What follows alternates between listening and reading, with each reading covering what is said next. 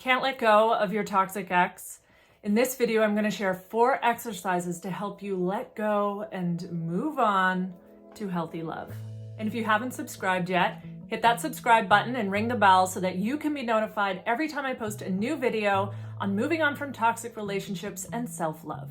So you know that hairstylist that you tell everything to about your life and relationships? Well, for 15 years, that was me before I started my coaching business of helping people pleasers find self-worth and self-love after a history of disappointing or toxic relationships. And now I want to share all that I've learned with you so that you can break these old patterns and welcome healthy love into your life.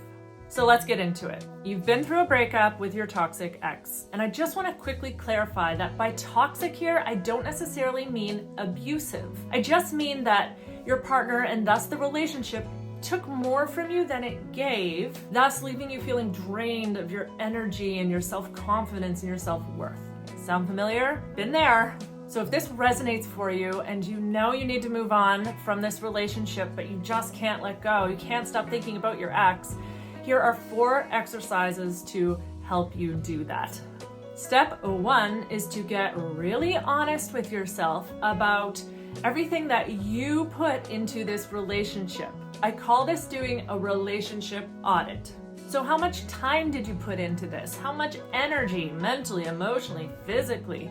How much effort did you put into this relationship? And then what was your return on investment? How much of your needs and wants were met by your partner in this relationship? How much were your mental needs met, your emotional needs, your physical needs, your spiritual needs? Doing this relationship audit will really help you find the clarity and the strength that you need to move on.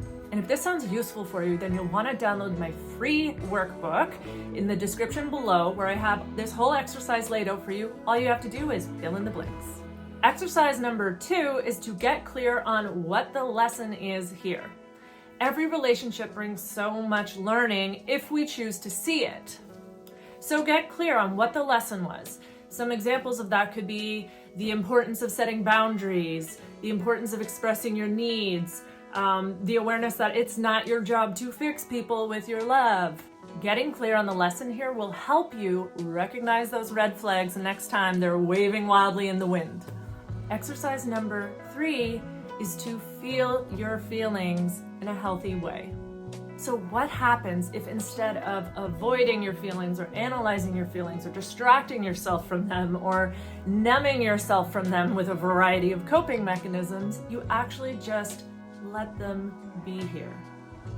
Actually just sat and felt them in your body. So this could look like journaling about them. Maybe you write letters to your ex that you never send. Talk about your feelings with a trusted friend or family member, or hire a coach or a therapist if that's available to you. Watch a sad movie or put on a sad song, punch a pillow, scream into the wind, lay on the floor and have a tantrum. Like whatever you need to do to really allow those feelings to be felt, expressed, and move through you so they can be released. You will feel so much better once you actually allow yourself to feel and release your emotions. You'll feel such a relief. And do this as often as you need. Every time a wave of emotion comes, feel it, release it, and move forward until the next wave.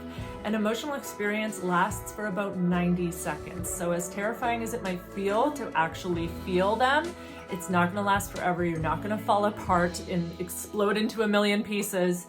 You will actually feel lighter. I'm curious, do you have a breakup album or a breakup song that's helping you get through or has helped you in the past? I'd love to hear about it in the comments below because I want to compile a breakup playlist. Exercise number 4 is to get really clear on what you want in a partner. So think back to past relationships or the one that you're currently struggling to get over. What was missing in that relationship? Was it emotional connection or support? Was it intellectual stimulation? Was it shared interests or hobbies? Was it physical connection? Was it a shared community or them getting along with your family or friends?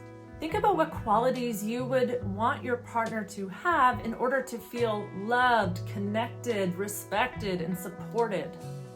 Write down a list of all these qualities and dream big. What would make this person your ideal partner? Now, compare this to your ex. How do they measure up? I hope these points were helpful and got your wheels turning.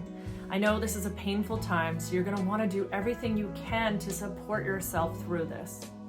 If you want to do all of these exercises that I've laid out for you in this video, plus so much more, I have a free 20-page workbook called The Broken Heart's Guide to Moving On, which you can download through the link in the description below.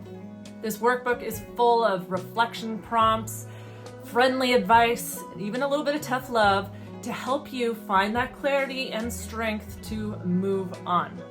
And if you like this video, give it a like, hit subscribe, share it with a friend that might need this message as well, and stay tuned for more videos on this topic. That's all for now. Sending love. Mwah.